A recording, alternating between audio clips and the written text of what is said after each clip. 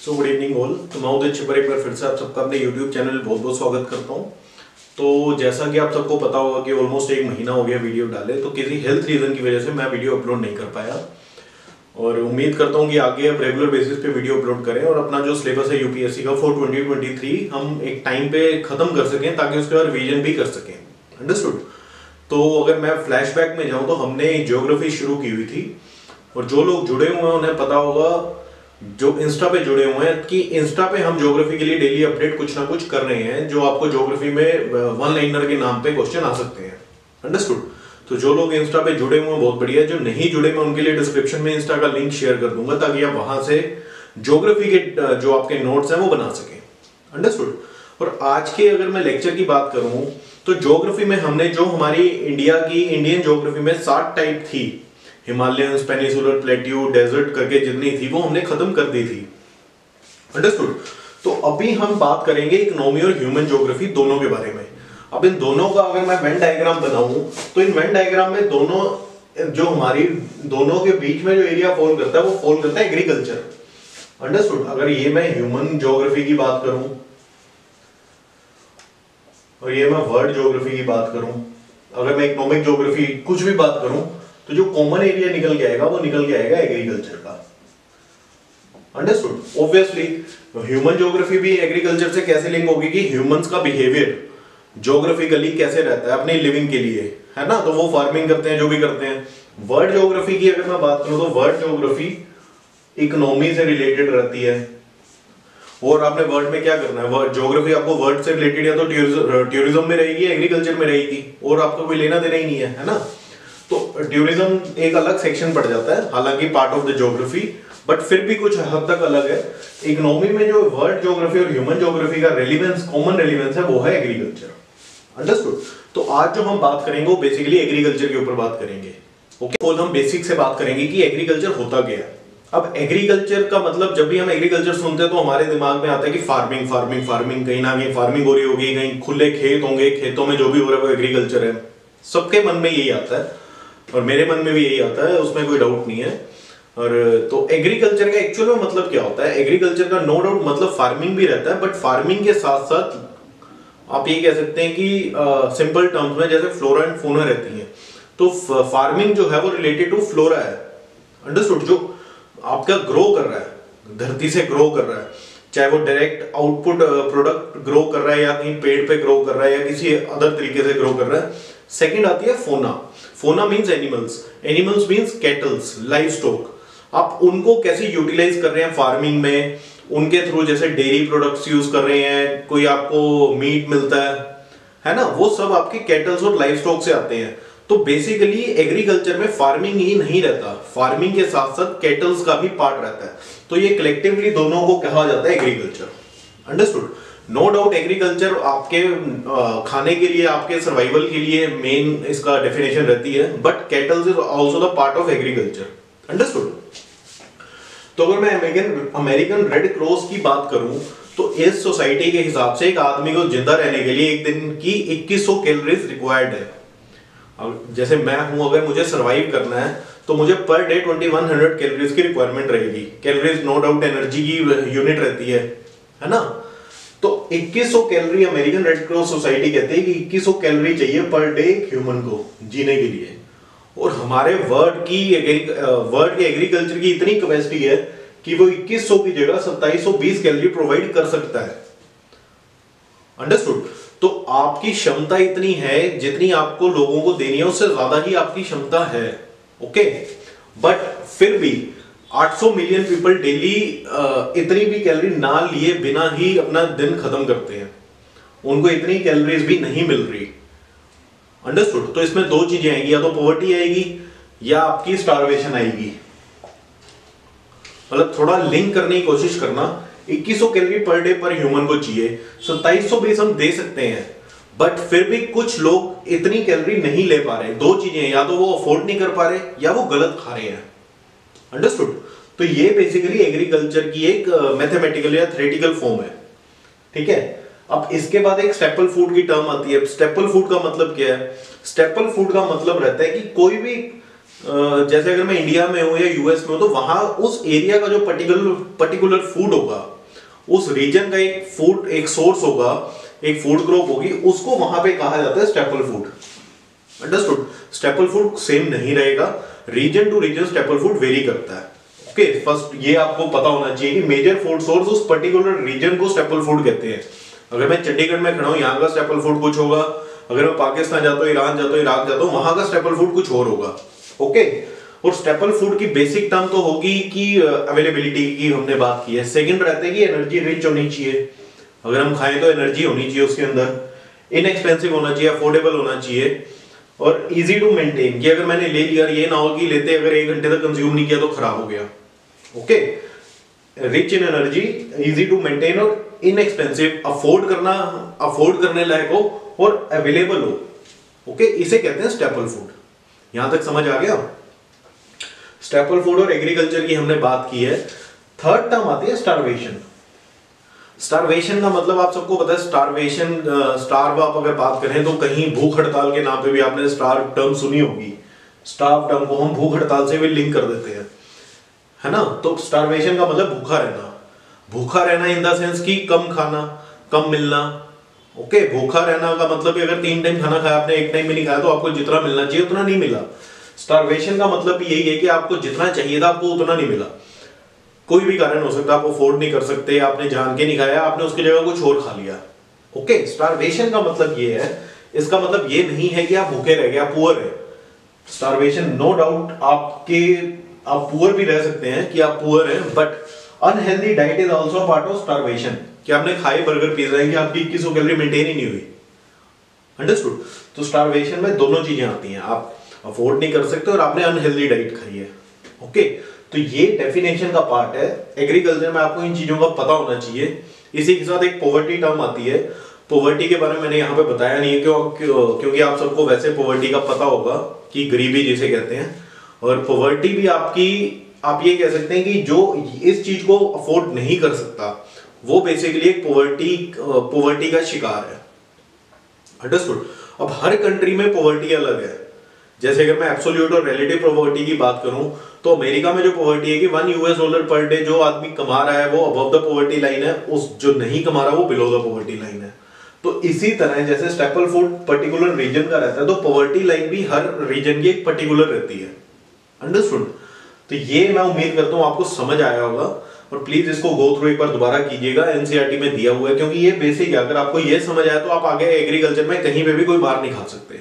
Understood? तो इसी के बाद एक एग्रीकल्चर रीजन का एक सिस्टम जनरेट किया था, हमारे साइंटिस्ट हुए थे डी विटलिसी। अंडरस्टूड? इन्होंने क्या सिस्टम किया था, इन्होंने बेसिकली एग्रीकल्चर को, जो हमारा ग्लोब है, ग्लोब आपको पता होगा, ग्लोब के नाम पे ही ग्लोबल टर्म आती है, ग्लोबल की आप ये कह सकते हैं इंटरनेशनल लेवल की। ओके, तो ग्लोबल लेवल पे इन्होंने एग्रीकल्चर, अब हर जगह कुछ ना कुछ, इक्वेटर पे कुछ ना कुछ और टेम्परेचर रहेगा, ट्रॉपिक ऑफ कैंसर पे कुछ रहेगा, कैप्रिकॉर्न पे कुछ रहेगा, तो इन्होंने हर वर्ल्ड के एग्रीकल्चर को डिवाइड कर दिया था कुछ टाइप में। ठीक है, तो जो फर्स्ट सिस्टम दिया था एग्रीकल्चर रीजन को डिवाइड करने का, वो दिया था मिस्टर डी विटलेसी ने 1936 में। अंडरस्टूड? ये वैसे कोई जरूरी नहीं है आपको, बट मैंने कहा अगर स्टार्ट कर रहे हैं तो बाय नेम आपको बता भी दें। तो इन्होंने डिवाइड किया था एग्रीकल्चर को on the basis of the whole, या you can say global world agriculture. Understood? तो फर्स्ट ऑफ ऑल बात करें तो सबसे पहला नाम आता है subsistence nomadic herding. Understood? Subsistence nomadic herding. अब इसमें आपने ज्यादा कंफ्यूज कुछ नहीं होना, मैं आपको इन सबका रादर देन जो लिखा है उसके साथ साथ एक प्रैक्टिकल एक वो एग्जांपल जरूर दूंगा जो आपने देखा होगा। तो इसका अगर वैसे देखें, इकोलॉजिकल सिस्टम ऑफ एग्रीकल्चर है ये। Ecological system means natural system. Okay, food for family, इनका काम सिर्फ और सिर्फ फैमिली को फूड देना रहता है, क्लोथिंग देना रहता है, शेल्टर देना रहता है। अंडरस्टूड? और ये शिप्स, गोट्स, कैमल्स और जितने भी कैटल हैं उन पे डिपेंड करते हैं, और रिसोर्स अवेलेबिलिटी के हिसाब से मूव करते हैं। ओके, तो डेफिनेशन के हिसाब से तो ये है। अगर मैं वैसे आपको बताऊं तो ये नोमैडिक हर्डिंग कौन होते हैं? जो भेड़ बकरियां चराते हैं। अंडरस्टूड? जो आपने देखा होगा भेड़ बकरियां जैसे जा रही हैं तो उनमें एक चराने वाला होता है, उनका जो डंडा लेके चलता है, तो बेसिकली उनकी बात कर रहे हैं। अब जब आप देखोगे तो वो जो चल रहा है वो सिर्फ अपने खाने के लिए चलता है या अपने भेड़ों के खाने के लिए चलेगा, है ना। फैमिली के लिए चलेगा, फैमिली क्लोथिंग और उनके शेल्टर के लिए कि रात को कहीं रुकने का सहारा मिले। शिप्स और बोट्स के ऊपर डिपेंड करेगा क्योंकि उनके साथ ही मूव करता है। और मूव कहाँ करता है वो, कि जहां पे आपको रिसोर्स मिले। रिसोर्स मीन्स खाने की बात ही नहीं है, कि विद रिस्पेक्ट टू टेम्परेचर भी। अगर आप हिमाचल में जाए तो लाहौल स्पीति या किन्नौर में जो आपके ऐसे चरवाहे रहते हैं वो सीजनली नीचे आते हैं, देन ऊपर जाते हैं। तो उनके सीजनल नीचे आने का मतलब है रिसोर्स अवेलेबिलिटी ही है। अंडरस्टूड। तो इसका मतलब है subsistence nomadic herding. Okay. Second आता है live stock wrenching. Flat surface grass grows temperate and tropical grassland. Definition ये है। वैसे लाइव स्टॉक रेंचिंग का मतलब क्या रहता है, जहां पे आपने देखा होगा जो स्लोटर हाउसेज रहते हैं, बेसिकली अगर सिंपल बात करूं, स्लोटर हाउसेज में उन्होंने कैसे एक बड़ी सी ग्रास एरिया या ग्रासलैंड के ऊपर जानवर रखे होते हैं। जानवर रखने के बाद एक उनका प्रोसेस होता है कि ये स्टेज 1 है, देन ये स्टेज 2 है, देन ये स्टेज 3 है ना। तो ये बेसिकली लाइव स्टॉक रेंचिंग ही है। तो उन्होंने जानवर जो रखे हैं उनसे पूरी आउटपुट लेते हैं। जैसे आपने अगर शिप्स रखी हैं तो उनसे वूल निकलेगा तो उनकी वूल लेंगे। ऐसे ही कोई ना कोई और जो जैसे पोल्ट्री फार्म में एग्स लेते हैं, जब उनका यूज खत्म हो जाता है तो उनको मीट के लिए स्लॉटर हाउसेज में बेच देते हैं। उस एक्टिविटी को एग्रीकल्चर में कहते हैं live stock wrenching. Understood. Third term आती है एक्सटेंसिव एग्रीकल्चर। एक्सटेंसिव एग्रीकल्चर और इंटेंसिव एग्रीकल्चर में ज्यादा डिफरेंस नहीं है। एक्सटेंसिव एग्रीकल्चर क्या होता है, हाईली मैकेनाइज्ड होता है। इसमें मशीनें ज्यादा यूज होंगी। अब अगर मशीनें ज्यादा यूज होंगी तो लेबर कम होगी, है ना। तो इसका सिंपल मतलब होता है कि मशीनें जहां पे ज्यादा है, लेबर वहां पे कम है और एरिया बड़ा रहता है। लार्ज एरिया में ये जहां पे ये तीन चीजें आपको दिखेंगी, एरिया ज्यादा है, लेबर कम है, हाईली मैकेनाइज्ड है, तो वो एक्सटेंसिव एग्रीकल्चर का पार्ट है। अंडरस्टूड। फोर्थ टर्म जो आती है वो आती है शिफ्टिंग कल्टीवेशन। अब शिफ्टिंग कल्टीवेशन के 3 नाम है। Shifting cultivation, slash and burn cultivation या एग्रीकल्चर कह सकते हैं, slash and burn agriculture. Third is jhuming.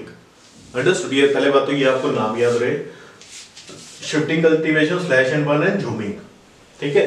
Primitive form of soil utilisation, ये आपसे कोई डायरेक्ट पूछ सकता है कि primitive form of soil utilization कौन सी एग्रीकल्चर का टाइप है, तो वो है शिफ्टिंग कल्टीवेशन। ठीक है।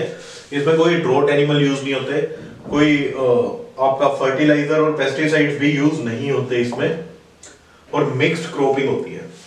अंडरस्टूड। अब अगर मैं मिक्स क्रॉपिंग की बात करूं तो मिक्स शिफ्टिंग कल्टीवेशन का मतलब आप सबने पंजाब में और कहीं हरियाणा में, हम दिल्ली में देखते हैं जब आपका पोल्यूशन बढ़ जाता है, तो जब पोल्यूशन बढ़ता है तो वो जो मैक्सिमम रीजन निकल के आते हैं कि पराली जलाना, वो जो पराली जलाने वाला एग्जांपल है वो पराली जलाने का एग्जांपल है शिफ्टिंग कल्टीवेशन का। ओके। जैसे आपकी ये मान लो पूरी ग्रासलैंड है, आपने यहाँ पे जलाया, आपने यहाँ पे ग्रो किया, उसके बाद आपने एरिया को फायर लगा दी, जिसे हम कहते हैं पराली जलाना, है ना। पराली जलाना, इससे धुआं निकलता है, फिर ये कुछ टाइम बाद ये रेडी होगी अगेन फॉर एग्रीकल्चर। तब तक हम यहाँ पे यूज करते हैं। ठीक है। तो इसको कहते हैं slash and burn agriculture. Mix cropping होती है कि आप यहाँ पे एक क्रॉप यूज कर रहे हैं, देन दूसरी यूज कर रहे हैं, देन तीसरी यूज कर रहे हैं, एक सिमिलर क्रॉप नहीं यूज कर रहे हैं, मिक्स्ड क्रॉप यूज कर रहे हैं। अंडरस्टूड। तो इसका मतलब रहता है शिफ्टिंग कल्टीवेशन और झूमिंग और स्लैश एंड बर्न। ओके। कि आग लगाना, जो पराली जलाते हैं, वो सिर्फ शिफ्टिंग कल्टीवेशन का एग्जांपल है।